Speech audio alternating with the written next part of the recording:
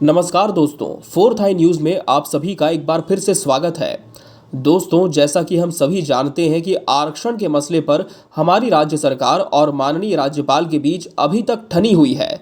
सरकार ने जिस तरह से हाईकोर्ट से 58% आरक्षण निरस्त किए जाने के बाद बीते 2 सितंबर को विशेष सत्र बुलाकर आरक्षण संशोधन विधेयक पारित किया था, जिसमें अनुसूचित जाति 13%, अनुसूचित जनजाति 32%, ओबीसी 27% और ईडब्ल्यूएस वर्ग के लिए 4% आरक्षण की व्यवस्था की गई थी। इस तरह से राज्य में 76% आरक्षण करने का विधेयक सर्वसम्मति से पारित हो गया था। 2 दिसंबर को ही मंत्रिपरिषद के सदस्य आरक्षण पर हस्ताक्षर करवाने के लिए राजभवन पहुंच गए। राज्यपाल ने इसका परीक्षण कराने के बाद हस्ताक्षर करने का आश्वासन दिया। बाद में उन्होंने सरकार से आरक्षण को लेकर 10 सवाल पूछ डाले।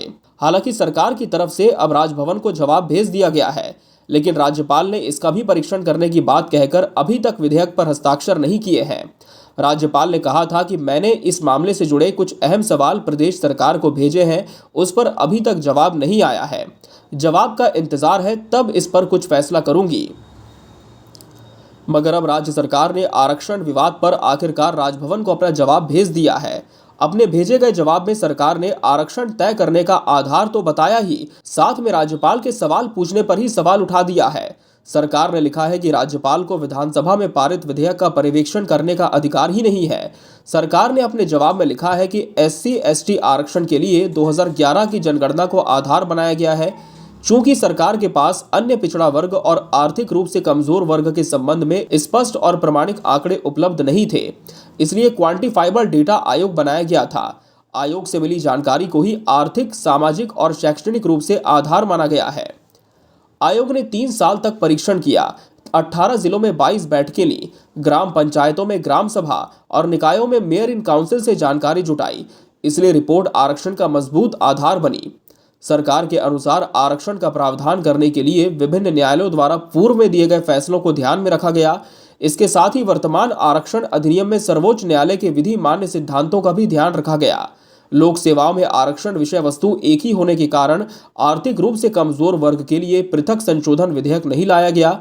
जवाब में लिखा गया है कि कई राज्यों में इसी तरह की प्रक्रिया अपनाकर आरक्षण में जनसंख्या को सही प्रतिनिधित्व देने की प्रक्रिया अपनाई गई है। संविधान के अनुच्छेद 15 और 16 में राज्य को यह अधिकार दिया गया है कि वो परिस्थितियों को ध्यान में रखते हुए आरक्षण की व्यवस्था करे। इसी प्रावधान को ध्यान में रखते हुए राज्य सरकार ने वर्तमान संशोधन विधेयक तैयार किया है। इन सारी बातों को ध्यान में रखते हुए राज्यपाल से आग्रह किया गया कि वो आरक्षण संशोधन विधेयक को मंजूरी दें। आपको बता दें कि सोमवार को ही पीसीसी की बैठक थी। कांग्रेस की नवनियुक्त प्रदेश प्रभारी कुमारी शैलजा भी रायपुर दौरे पर हैं, जिनके नेतृत्व में ये बैठक हुई। इस बैठक के बाद सीएम भूपेश राजभवन के अफसरों पर जमकर बरसे। मुख्यमंत्री ने नाराजगी में कहा कि राजभवन के विधिक सलाहकार क्या विधानसभा से भी बड़े हो गए हैं। जो आरक्षण का मामला है, जिस प्रकार से राज्यपाल जी लगातार टालने का बहाना ढूंढ रही है, पहली बात तो यह है कि विधानसभा के जो अधिकार है, विधानसभा में सर्वसम्मति से जो आरक्षण की बिल पारित हुआ है, एक जो विधिक सलाहकार है वो विधानसभा से बड़ा हो गया है। विधिक सलाहकार राज्यपाल का है, वो विधानसभा से बड़ा हो गया है। तो किस प्रकार से वैधानिक संस्थाओं को कमजोर करने या नीचा दिखाने की कोशिश की जा रही है, ये जीता जागता उदाहरण है। मैंने राज्यपाल की जिद को ध्यान में रखते हुए और प्रदेश की 3.25 करोड़ जनता को आरक्षण का लाभ मिले, ये सोचकर जवाब भेजा है, जिससे राज्यपाल का ईगो भी सेटिस्फाई हो जाएगा। हमारे सभी अधिकारी जवाब देने के विरोध में थे, क्योंकि ऐसी कोई संवैधानिक व्यवस्था ही नहीं है। मगर अब राज्यपाल की ओर से जब कहा गया है कि परीक्षण करेंगे, तो कौन करेगा परीक्षण? परीक्षण के लिए हाई कोर्ट, सुप्रीम कोर्ट है। ये काम विधिक सलाहकार करेंगे। ये दुर्भाग्यजनक है कि प्रदेश कांग्रेस कमेटी ने तय किया है कि 3 जनवरी को इस संबंध में एक बड़ी रैली निकाली जाएगी। आपको ये भी बता दें कि आरक्षण विधेयक को लेकर ही कांग्रेस उग्र प्रदर्शन करने की तैयारी में है। प्रदेश प्रभारी कुमारी शैलजा के नेतृत्व में बुलाई गई पीसीसी की पहली ही बैठक में इस मुद्दे पर आंदोलन का निर्णय ले लिया गया। प्रदेश कांग्रेस कमेटी के नेतृत्व में 3 जनवरी को राजधानी रायपुर में महारैली होगी।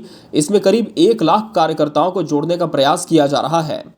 बहरहाल, राज्यपाल को भेजे गए जवाब के बाद क्या राज्यपाल इस आरक्षण संशोधन विधेयक पर विचार करके हस्ताक्षर करेंगी?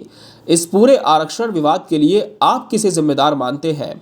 क्या इस पर सरकार की दलील सही है या राज्यपाल के स्टैंड पर आप भी कायम हैं? अपनी राय हमें कमेंट बॉक्स के माध्यम से ज़रूर दीजिए। बने रहिए 4th आई न्यूज़ के साथ। नमस्कार।